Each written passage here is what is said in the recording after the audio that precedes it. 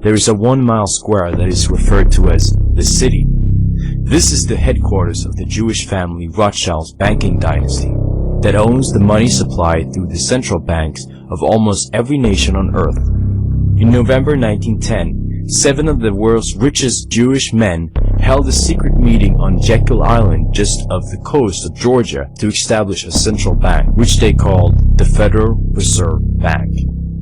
These men were Nelson Aldrich and Frank Vanderlip, both representing the Rockefeller financial empire, Henry Davidson, Charles Norton, and Benjamin Strong, representing J.P. Morgan, and Paul Warburg, representing the Rothschild banking dynasty of Europe. There were some powerful men who made it abundantly clear that they were not in favor of the Federal Reserve System. Their total wealth today would be worth nearly $11 billion. These were Benjamin Guggenheim, Isidor Straus, and Jacob Astor. Unfortunately, all of them were on board Titanic when it sank to the depths of the sea. All 3 died that night. By April 1912, all opposition to the Federal Reserve had been eliminated.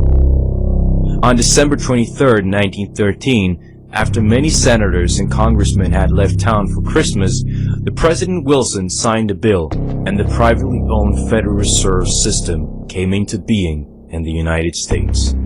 After Woodrow Wilson had signed the Federal Reserve Act, which gave private interests control over economic power in 1913, he said, "I am a most unhappy man. I've unwittingly ruined my country. A great industrial nation is now controlled by its system of credit. Our system of credit is concentrated. The growth of the nation, therefore, and all our activities are in the hands of a few men. We have come to be one of the worst ruled, one of the most completely controlled and dominated governments in the civilized world, no longer a government by free opinion, no longer a government by conviction and the vote of the majority, but a government by the opinion and endurance of a small group of dominant men."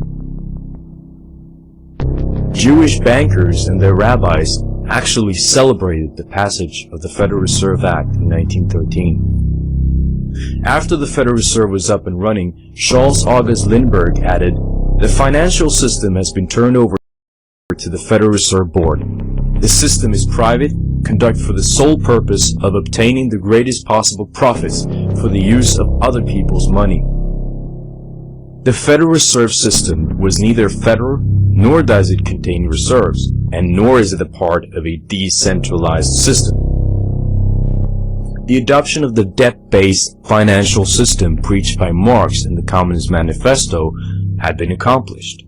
The current banking system, fractional reserve banking, enables privately owned banks to create money out of thin air. Money today is simply numbers in a computer system, with only about 3% existing as physical currency. Through its control and monopoly of our